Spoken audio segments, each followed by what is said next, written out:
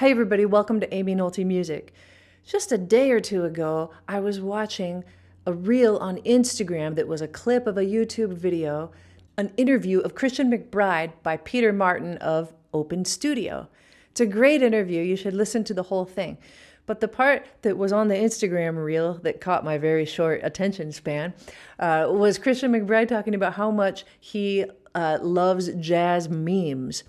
Now, this wasn't the heaviest thing he said, but it was kind of, he was leading up from talking about kind of elitism and feeling like you might be better than other people, or other people feeling like they might be better than you as musicians.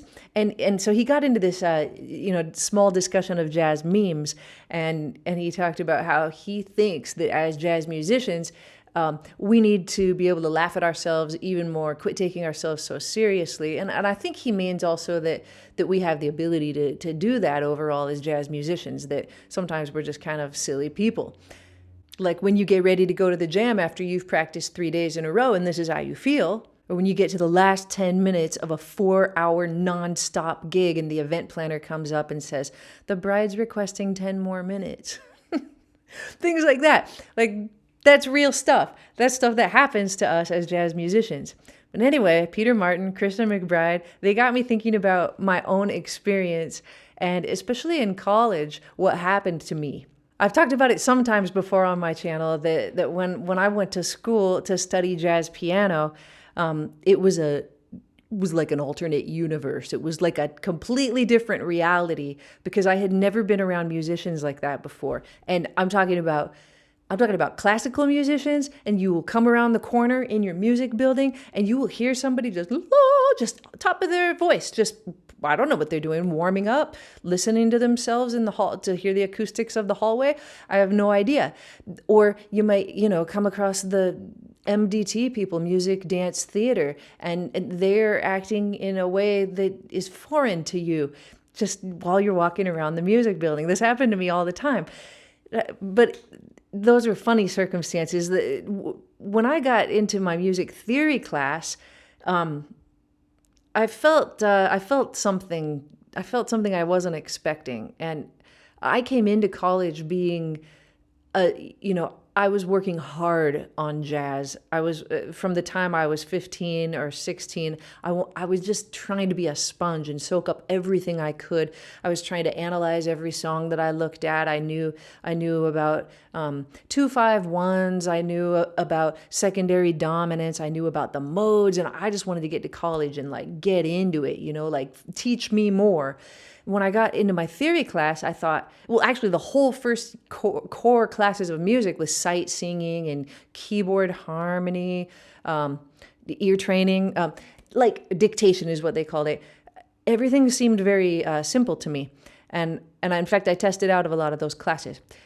But I couldn't test out of the music theory class. And the reason why was because, I just said the word secondary dominant. I knew what those were and how they functioned, but I didn't understand what they were called. I didn't understand that I needed to call them the 5 of 5 until I got to my traditional music theory class, Western music theory class. And I realized that even though I understood a lot about theory, I didn't know what to call things. So I stayed in the theory class. I learned a ton.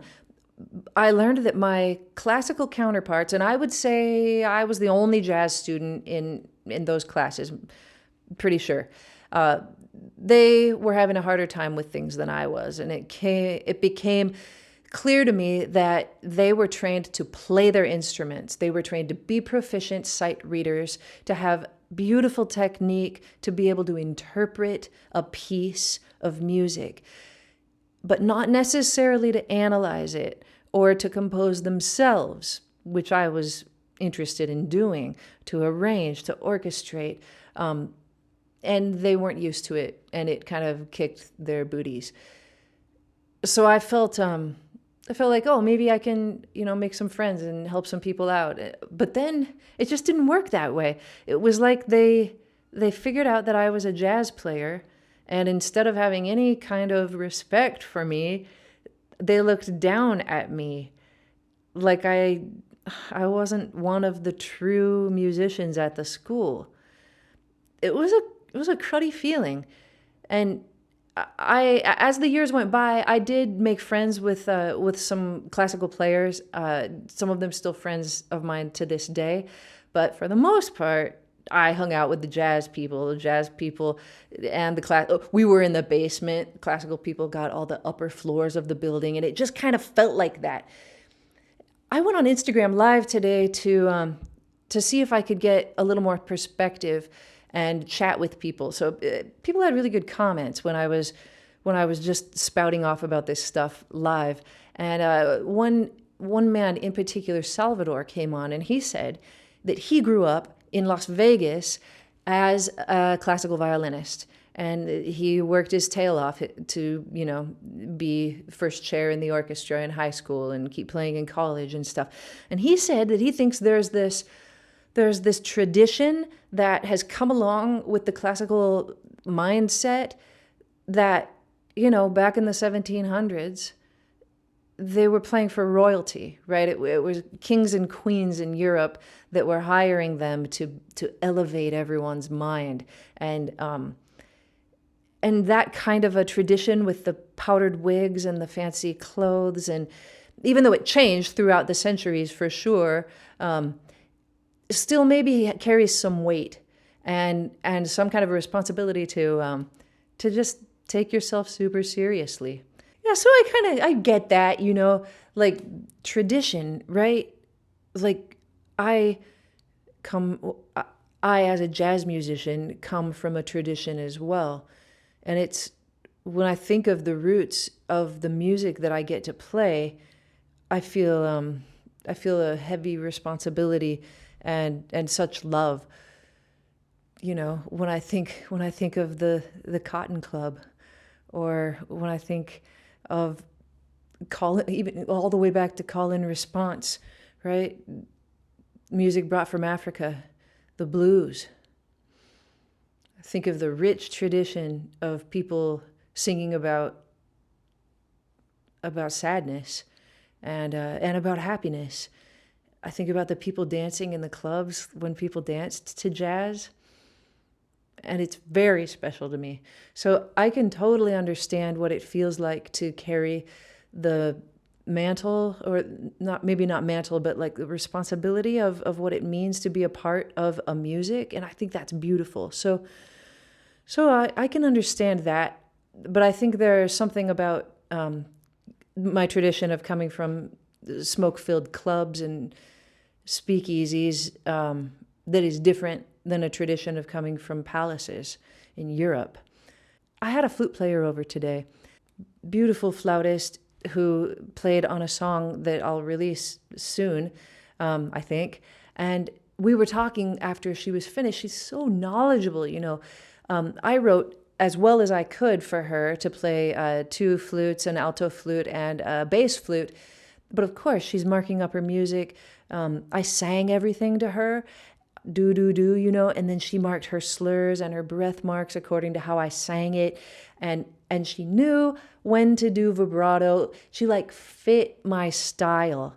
She understood about things that I hadn't put in the music, about crescendos and decrescendos and articulation. And it was really cool. So I was asking her what kind of gigs she gets, and she tells me that, she plays chamber music. She plays in an orchestra. She plays in a Latin band. She plays in different throw together situations.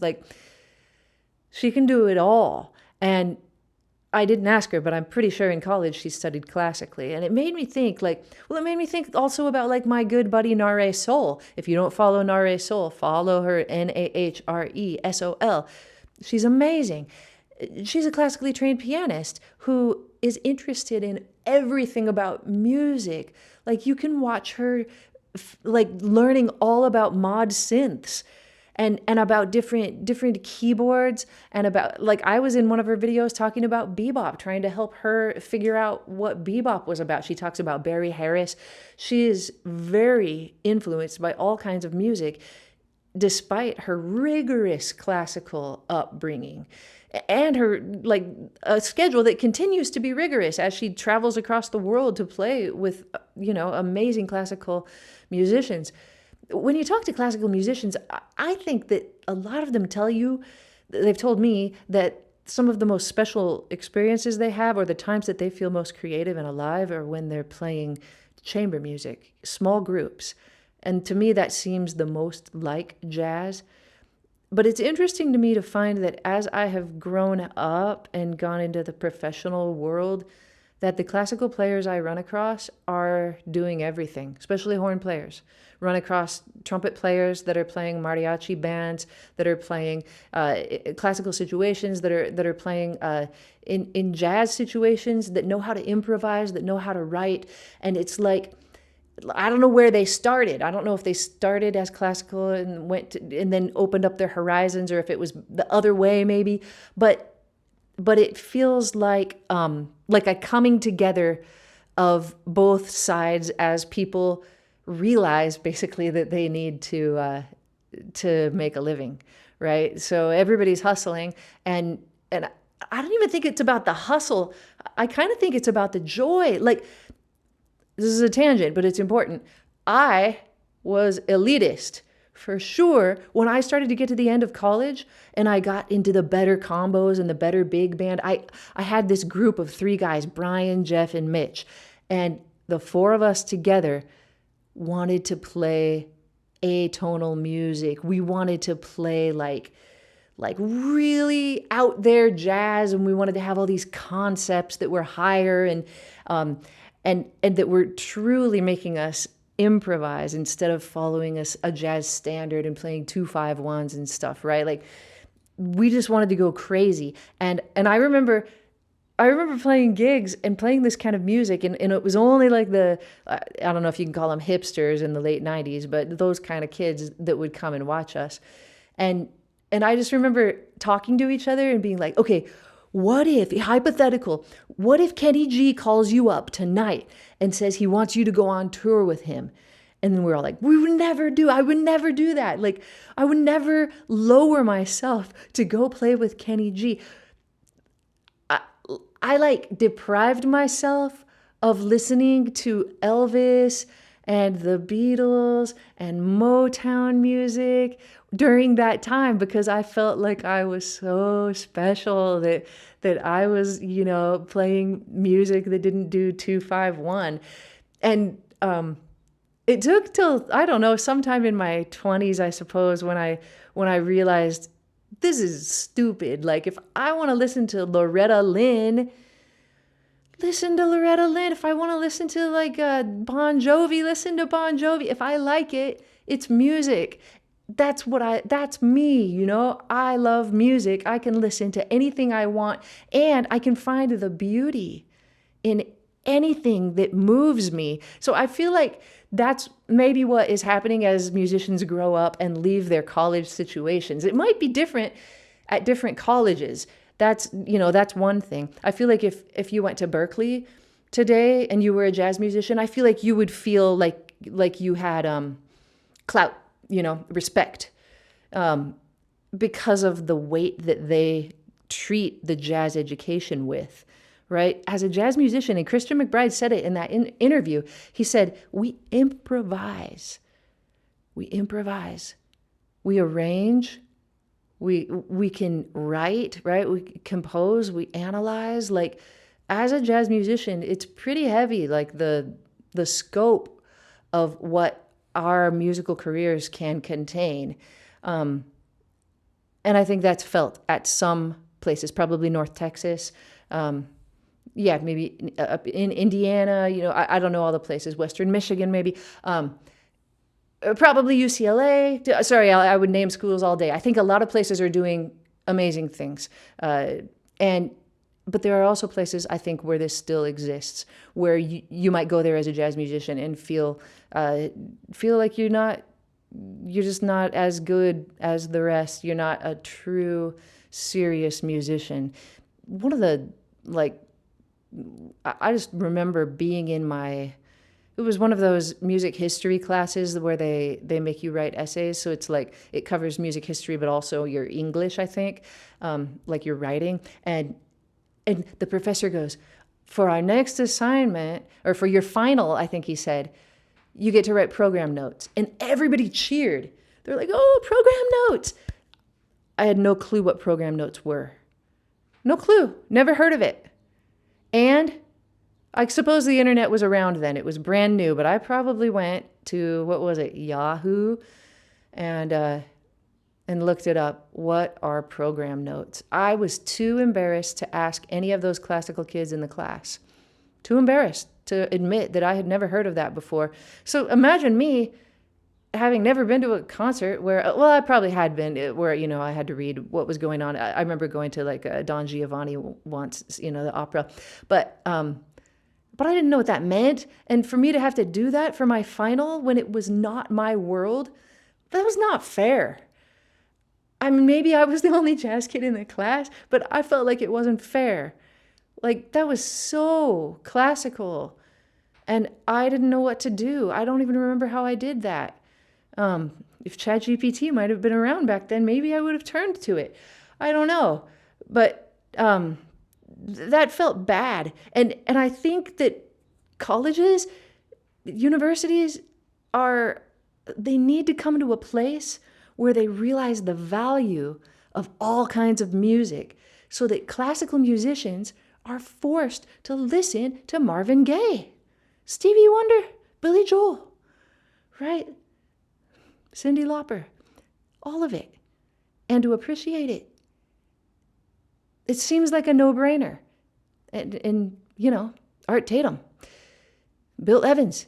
And speaking of these pianists, I mean, so many jazz players came from a classical background. I came from a classical background, though it wasn't so stringent as a lot of people. But for the first 10 years of my playing, I was only playing classical music, really. On the side, I was playing pop music and whatever I felt like. But for those lessons, that's where I learned my technique. Keith Jarrett, amazing classical pianist. You can hear Brad Meldau. You can hear the influence in his playing. And I mean, I could list several more, right? Nina Simone, Chick Corea, pianists, right? But I could probably only, just out of my own head, and it's because I did some reading today, just think of like Yo-Yo Ma recorded with Bobby McFerrin, like I love that album. Andre Previn did a record with Ray Brown and Joe Pass. It sounds good too. It's interesting stuff. I don't think there are as many crossovers from the classical world to the jazz world as there are from the jazz world to the classical world. I'm not exactly sure about it. I'm very curious what you think and would like to know. But if institutions could, maybe this is something I've thought, maybe that fourth year of the music core, in most any place you go, you start learning about modern classical music, right? Like 20th century stuff, like John Cage. You learn Schoenberg, you learn about 12-tone rows. That stuff's interesting, but I've never used it again. Not really. And just imagine if the fourth year of music theory, music theory, fourth year of music theory, what if it was jazz history? Just give us a year, for Pete's sake. Give us a year. All popular music has come from jazz. Why are people not learning that? I don't understand it. Now, some schools are doing a great job, and of course, they're already implementing things like this, but it's crazy to me that a classical musician can go all the way through and never have to appreciate anything but Western traditional classical music. I want it to change. But I also, like I said, I would love to see your comments, and I had a really good time on my Instagram Live today hearing what people had to think about it. Much thanks to Salvador for his ideas. I absolutely love to think about the future of music and the past of music and the now of music. These are the kinds of things that light me up about music. They're the kinds of things that I always talk about on YouTube, and they're the things that I share with you over on my streaming platform, Nebula. Nebula is the largest creator-owned streaming platform in the world. It's where I put everything that I have that I don't put on YouTube, all my extra stuff, extended cuts of my videos, fully extra videos, like my performance of TV theme songs from my gig last month in San Diego. All my favorite TV songs from the 70s and the 80s are in this hour-and-a-half long performance. You can only find it on Nebula. You can also only find my show, Quarter Notes, on Nebula. In my first episode, I interviewed the great pianist Larry Goldings. And in my second episode, just dropped a day or two ago, it's Dennis Ham from Thundercat. In this show, which is part of the Nebula Classes tab, we dive deep into the brain of the performer. We don't necessarily talk about life experience or interesting stories, but we talk about the music, and we talk about how the musical brain of these people functions as they play. We go deep. This episode is nothing to trifle with. I learned a ton sitting right over there at my piano with Dennis Ham. Nebula is also a place with no ads. No ads ever. I also put my videos there first, oftentimes a week before you'll even see them on YouTube. And you can watch other creators as well, creators that you know and love from YouTube already, like my friend Adam Neely, like my friend 12 Tone, like Charles Cornell. And Nebula is also producing great originals that are outside of music. So many categories of videos that are on Nebula. One of my favorites is the Nebula original series, Jet Lag, which is just a bunch of crazy people racing across different parts of the world, playing games, doing smart challenges, and making me laugh my butt off. You can get Nebula now if you use the code right here. You'll get everything that I'm talking about from me, plus the whole rest of the beautiful platform that has just been updated, by the way, and is super nice to use, whether you're on your phone or on your smart TV or on your laptop. Use the code right here. It gets you a huge discount. It's $30 for an entire year. It's a 45% discount. And you'll get all of my classes that are on Nebula. Classes about improvising, classes about chords and harmony, and how to play the piano by ear. It's all there for you, and I hope that you love Nebula after you sign up with my code. Thanks everybody for watching. I'll see you next time on Amy Nolte Music.